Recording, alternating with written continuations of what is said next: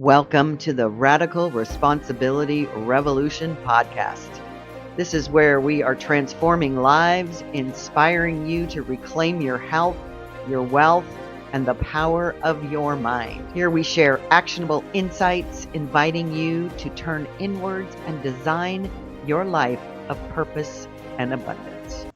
Welcome to another episode of Radical Responsibility Revolution. I'm Debbie Dobbins, and I want to start out by saying, my beautiful souls who are listening to this podcast, this is not the podcast I plan to record today, but it's the one that's asking to come through this morning. And I really want to set the stage for I am not here to call other people out, although it may sound like that. I'm here to stand in my own personal truth. And it begins with, I opened an email recently in the last day or so from Vishen Lakhiani. He's the founder of Mindvalley. So if you know what Mindvalley is, it's a platform that has been founded by Vishen to empower other people to begin to look within, self-improvement. He's got coaching programs. He's got a lot of speakers on there that I really have admired throughout my life. But more importantly, I've always looked at it as a place of improving consciousness, of elevating consciousness, of oneness, of connection. And when I opened this email that was titled An Open Letter to America, well, I was struck by that. What could Vishen, who doesn't even live in America, be talking to America about? And I honor anyone who speaks from the heart. I am speaking from the heart at this point, but I also have to name what I felt. Because what I heard in this email, what I read in this email, it definitely was not unity. It was not oneness. It was not consciousness. It was what I label now spiritual superiority. And this is something that I have noticed over the past 2 decades, really. This spiritual superiority. It isn't about true spirituality, because true spirituality is just about being heart-centered, being consciousness, being oneness, sharing love. Spiritual superiority isn't truth. And it certainly wasn't about truth in this email that I read from Vishen. It was simply spin. And my gosh, we have got so much spin going on in this world today. It makes my head spin. And this email was not about love. It was divisive, and it was polarity, and it was about duality. So I want to begin to talk about where I come from this spiritual perspective, and speak from love. And when I speak from love, I'm speaking directly, profoundly, strongly, and with boundaries. And I want to state that I have been silent far too long in this discourse that goes on in the world coming from a place of spirituality. I'm not talking about a religion, I'm talking about spirituality. And I've swallowed my own personal voice to fit into this spiritual community that I feel that I have been now more or less ostracized from, because I'm speaking truth to a spiritual power community that's all about spiritual superiority. And I've tried to play nice, literally. I've tried to fit into this box, to play nice, to be quiet, to be demure, to be spiritual, and to keep the peace, to not rock the boat or say something that would get me labeled, because that's really what this is about. It's about labeling people that you disagree with. I was so afraid that I would be dismissed or, even worse, demonized. And guess what? The worst case scenario has actually happened. Because what I've just gone through in the past few weeks, in the most unusual places for me, one of my sacred spaces, is nothing short of being demonized. And I am done, dimming down my own light to make it comfortable for someone else.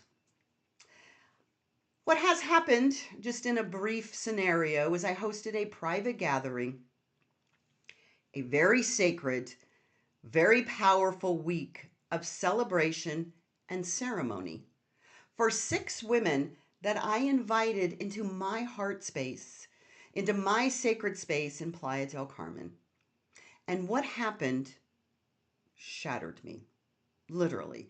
I felt broken, even though we are never broken. We are just wounded in all areas of our lives. But I felt shattered in the moment. These women in this spiritual superiority turned on me. They accused me. They judged. And then they abandoned.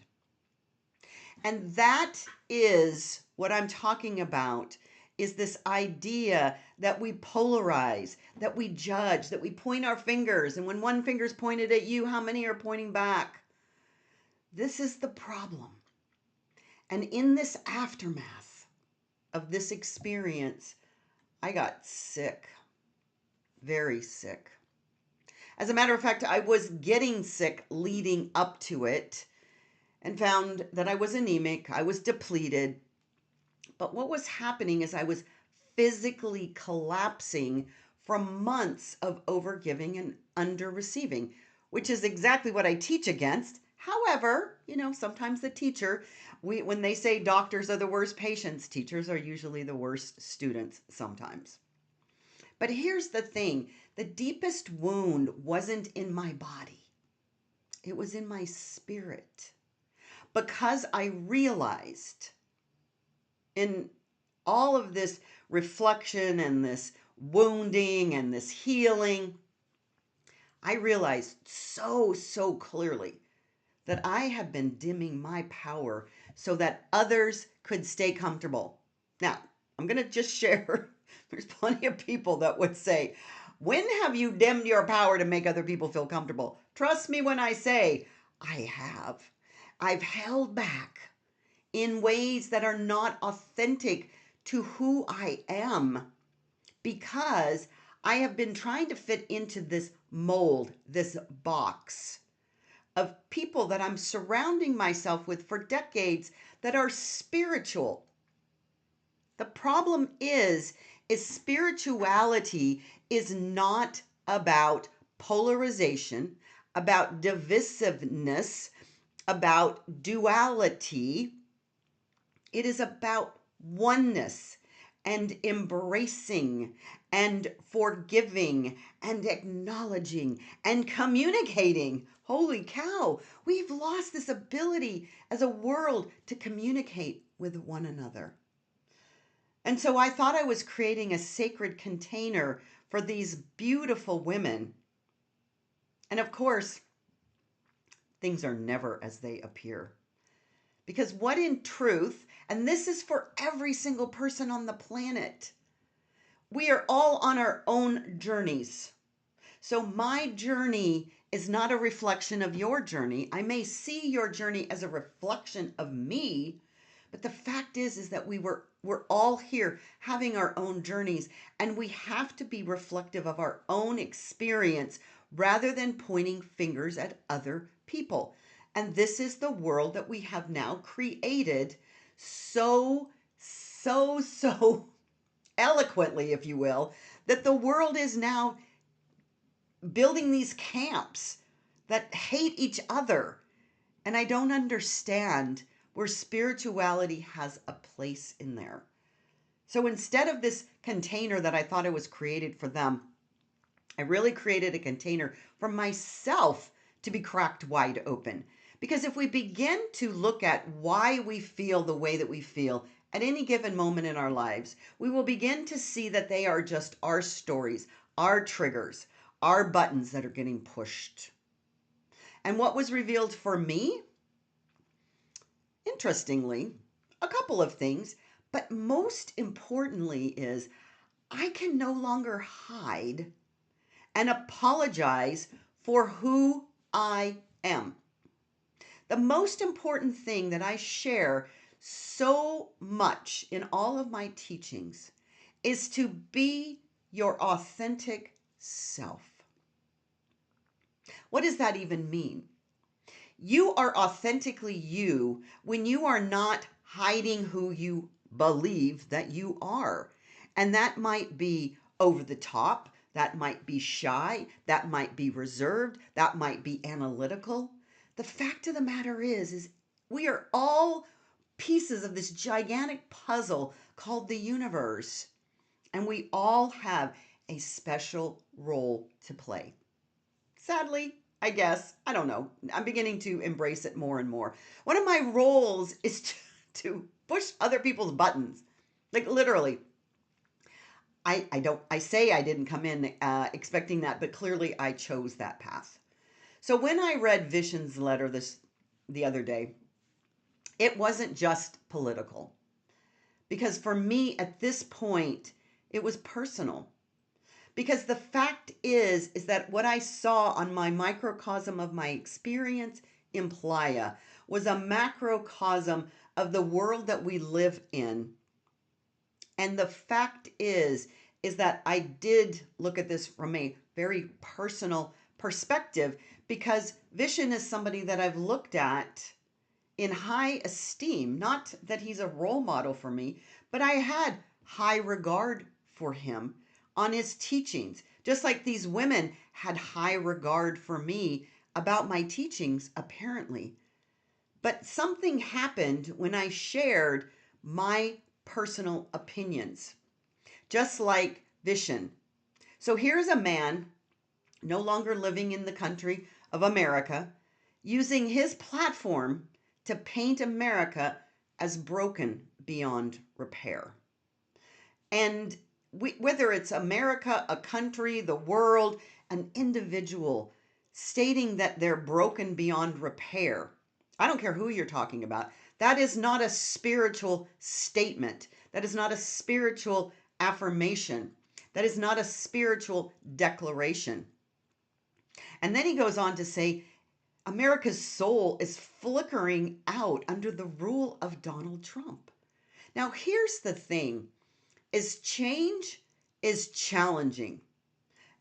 Change, if you're not changing, you're dying. But the thing is when things get to a certain point in your life, in your personal life, where you're just not going to take it anymore, change is going to happen, and it may not be easy or fun or something that you necessarily want to go through. But great change involves great shift.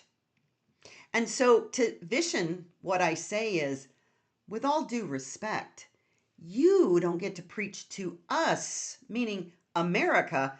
I am a born and raised American girl from the inside out, 70 years old, patriotic as all get out.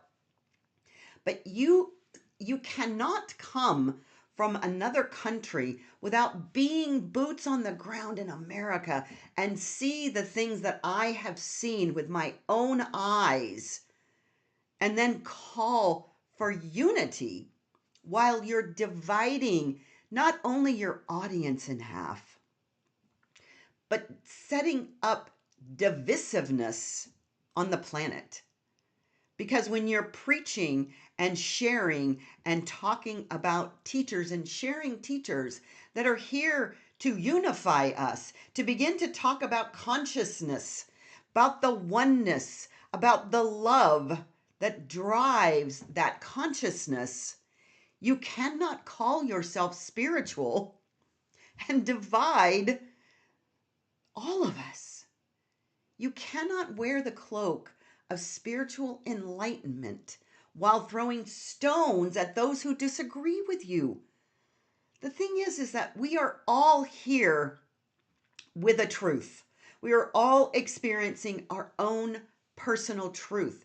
But when somebody in this position says this is the truth, and that is not the truth of so many people, especially in this country and people that I know and myself, because truth, real truth, doesn't separate. It doesn't separate.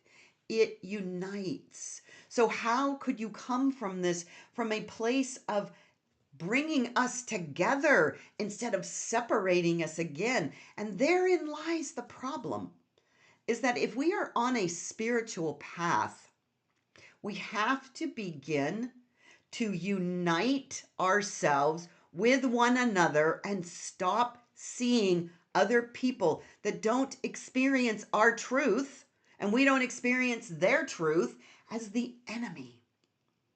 Because we are all one. We are individualized expressions of the one. We are unique each unto ourselves. And so if we begin to see that and understand that and embrace that and listen and communicate, what is that saying when we have two ears to listen and one mouth to speak? We're all speaking without listening. Because I've seen what happens when truth is labeled dangerous. I've seen what happens when boundaries, my own personal boundaries, are interpreted as hostility. Because I've seen what happens when women call you a narcissist for refusing to betray my own soul. Here's the thing, is the bullying. Oh my gosh, I thought we were past the bullying. We have bullying. We have name calling. We have divisiveness. We have polarity. And I've had enough. I've had enough of standing alone, quietly, not saying truth to this spiritual superiority that has been existent in my personal life for too many years now. I felt like I was somehow in the wrong camp, but yet there is this part of me that knows the spiritual truth, the true, honest spiritual truth, which is simply and unequivocally oneness.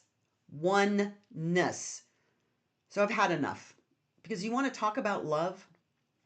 Love is really such a beautiful concept, and so many people embrace it. But then love seems like it's not really important. Because honestly, love is not necessarily nice. When I talk about love, when you stand in your own power about love, it isn't about being railroaded. It isn't about being walked on. It isn't about being passive.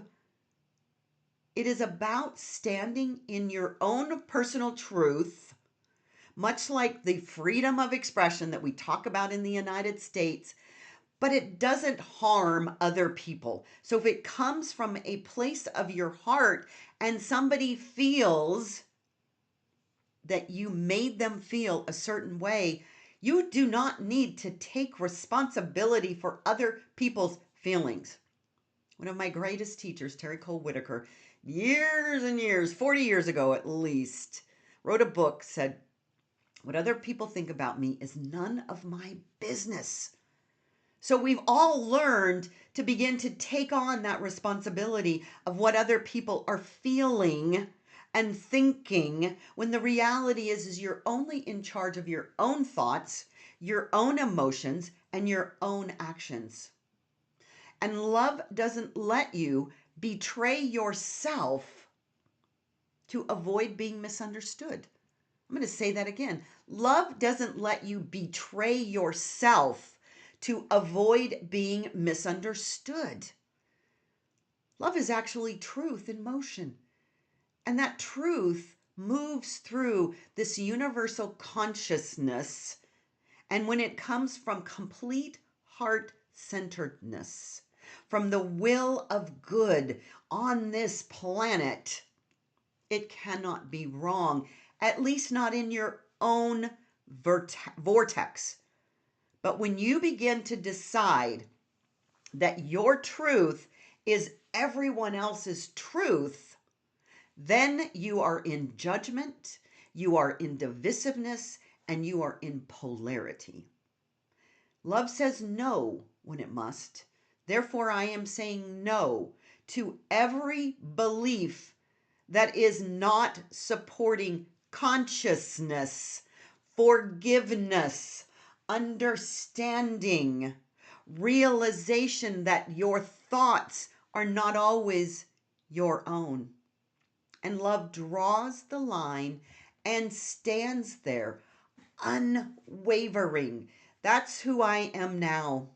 I am not going to waver any longer and become something that is agreeable or appreciated by somebody else, because I know my own truth of spirituality.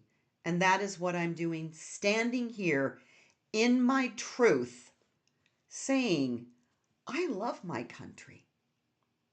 You know, the fact of the matter is that if I were to say this in certain circles that I move around in, that I would be ridiculed, that literally I would be ostracized, I would be held as a demon. And that's a really interesting dynamic when I just say, I love my country. And what's even worse is if I say, I love Donald Trump, right? I love Donald Trump because Donald Trump is probably one of the most brilliant minds that this earth has ever seen.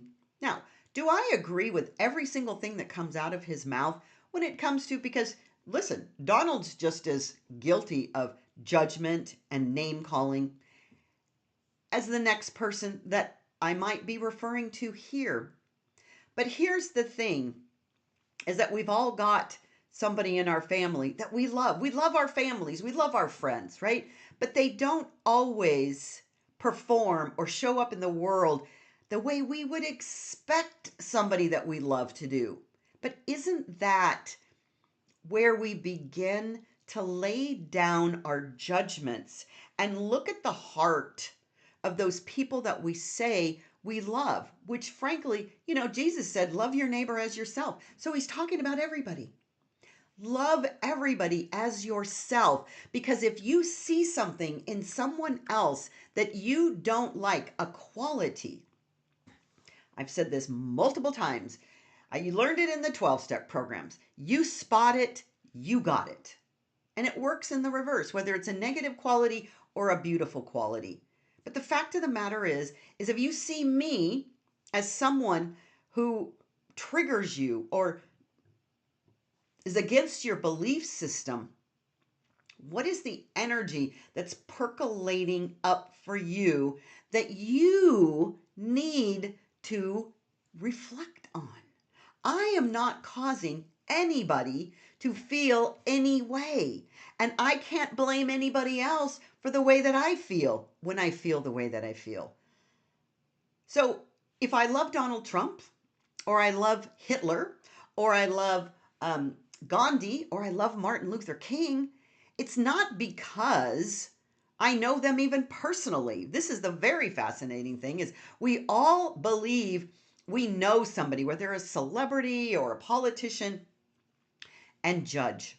So if you begin to be on a spiritual path, the first thing you must let go of is judgment, right? It just is. There's no good. There's no bad. There's no right. There's no wrong. It just is. And so I love my voice. Today, I embrace my voice. And I love my boundaries, because I've been asked so many times by women particularly, what's the first thing I need to do to begin to improve my life? And I always say, begin to understand where your boundaries are. The environments that we live in are so profoundly dictated by our own choices That if we are allowing people to walk on top of our boundaries, inside of our boundaries, live in our head rent free with ideas that are driving us crazy, those are our responsibilities to set those boundaries. And the thing is, and the realization that I've had in the past few weeks is I love myself enough to stop apologizing for any of it. Stop apologizing for who you are. Not because I need others to agree, but because I must feel free. You must feel free. The one overriding thing that every single person that I have ever taught, whether it be abundance, self-empowerment, learning to acknowledge yourself, is they want to feel free. That is the bottom line.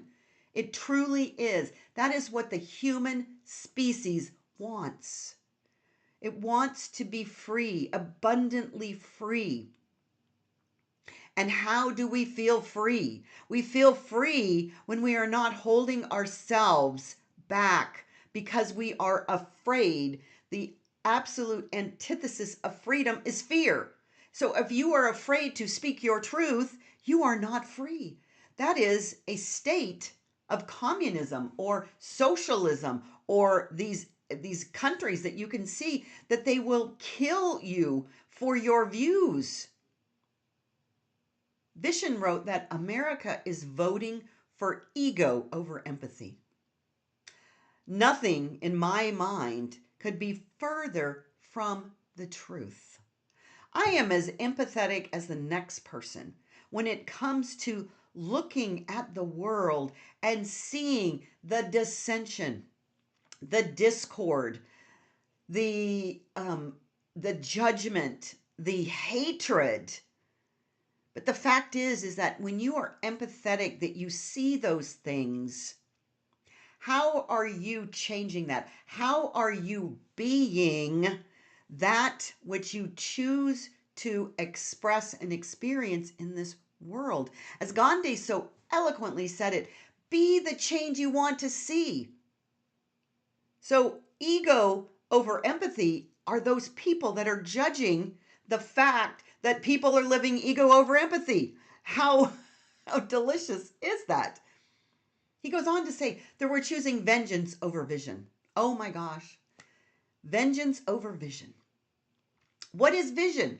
Vision, according to Vishen, is Vishen's vision. Not taking into account anybody else's vision except for Vishen's vision. This is the problem, that we all get on this path of spirituality, and begin to judge other people for not being far enough on the path, for not being as enlightened as we are, for not choosing the things that we choose. When in the reality, we are choosing every day choices about our lives, choices about our thoughts, choices about our feelings that are indicative of who we are being in the world. But I don't see that right now with this vengeance over vision, this ego over empathy. I see a people in the United States of America, because that's who he's writing this letter to. I see a people rising up to say no more of the things that literally been happening on the ground here in a way that is vengeance, that is destructive, that is judging, that is polarizing. So when you begin to look at who are you in this world, I see voices reclaiming their own power, as I am doing right now. Because I have felt pressed down, repressed, silenced because of these louder voices, just like Vishen is trying to express that his way is the right way, and that anybody that believes differently is somehow less spiritual. That is spiritual superiority. That is not inclusiveness. That is not loving. That is not supportive, and that is not communicative. And I see women like me, strong, spiritual, sovereign, finally saying, enough, enough. Stop telling me that what I believe is not okay. Oh my gosh, that is so not the spirituality that I have been born to understand and know. I remember back when I was in my 20s and I was on this journey to find spirituality, to understand maybe there was a religion out there that incorporated everything, because I was looking at all these different spiritual modalities. And I finally came up with my own religion. People would say, "What religion are you?" I said, "I'm the Debbie Dobbins religion." Because I was taking the golden thread that wove through every spiritual belief, ancient, modern, and in between. And I used to believe that literally I had found the answer, because it's not about one way of believing. It's about seeing this whole beautiful picture, this whole beautiful tapestry, that we live on a planet with such diversity. Not talking about equity, I'm talking about diversity. And when you see, as a spiritual being, this beautiful diversity, that every single unique individualization of the one is essential to the whole. There is not one person who is not essential. From the time they come in to the time that they leave a footprint, they leave an impression, they leave a mark. And I used to believe I needed to make my tent wide enough to include everyone. But now I understand, not everyone wants to be included in that tent, which is fine. That's what the point is that we're all here being spiritual beings as a human experience and trying our best to figure it out. They didn't give us an owner's manual when we came out in that delivery room, but God, I wish they would have. Some people out there are committed to misunderstanding you and me. And that is where our work as human souls on this planet begins. To begin to understand, as Stephen Covey says, seek first to understand and then to be understood. So when Vishen comes out and writes a letter like this, what he's asking is for everybody to understand him. I'm not asking you to understand me at all. I'm here to speak truth to power in a way that I have not done before, because I have hidden my light under a bushel.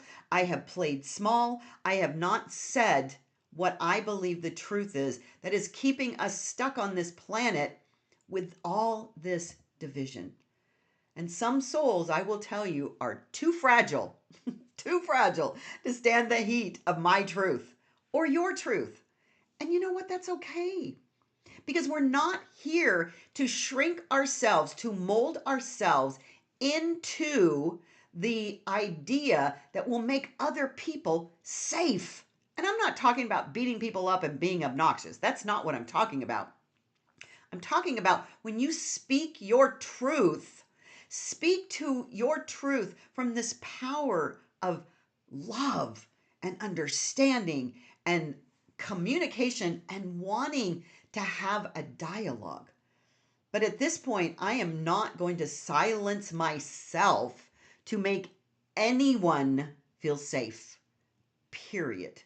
This is not about me making you feel safe. This is about you finding your own internal power to say, why am I feeling this way? What is the fear that's bubbling up in me? Because the fact is that fear is false evidence appearing real. Thank you, 12-step, for that acronym.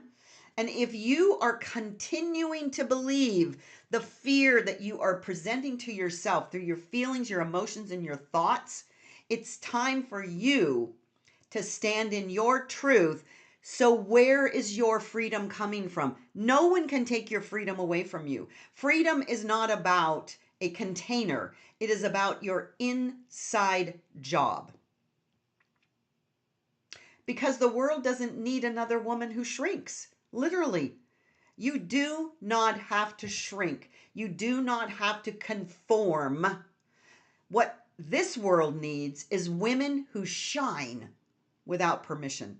I'm not asking for permission anymore. Not from a spiritual community, not from spiritual superiority, not from a left wing agenda, a right wing agenda. I'm here to shine without permission the truth of who I am.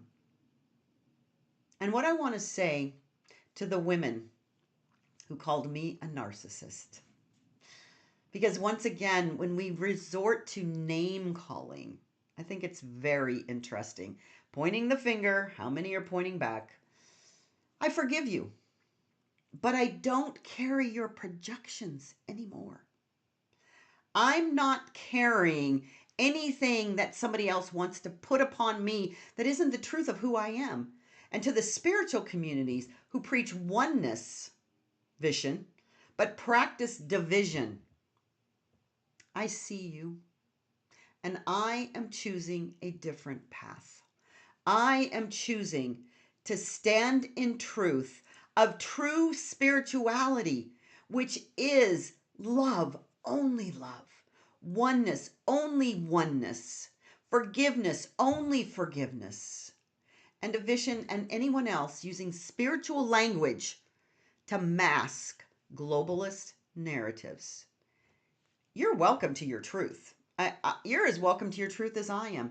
But do not claim that it is the truth.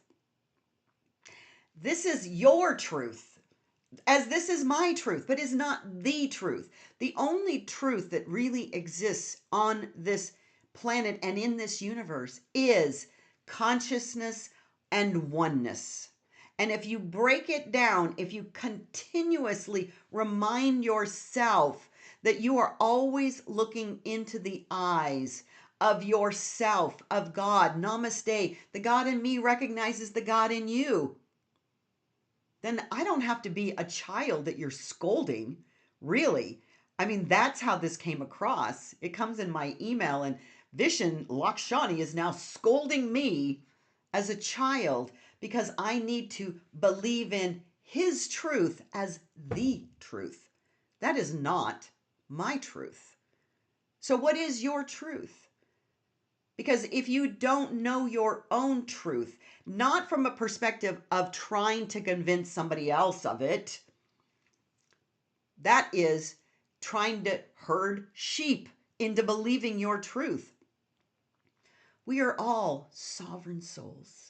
We are individualized expressions of the one, but we have these sovereign souls. We have these souls that guide us through this beautiful universe on multiple dimensions in multiple ways. And yet we constantly want to go back to the duality and the polarity and the finger pointing and the divisiveness. And it's just remarkable how some people continue to say, I'm so spiritual, and you are not because you don't believe the way that I believe. It's really, really, really so fascinating. And I've been so afraid to speak out against it for so long that I would be ostracized from this spiritual community. But here's my final word. I am not a victim. I am not a mistake. And I am not a woman who's going to be silenced. I'm not going to be silenced by women I invited into a sacred space.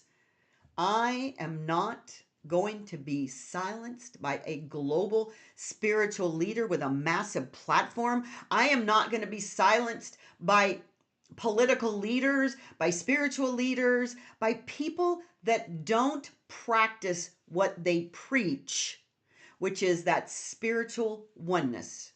When I come to you in any capacity, I come open, authentic, vulnerable, and receptive to hear what it is you have to say, unless you cross my boundaries and say, you must believe the truth of how I believe. That is not truth. That is opinion.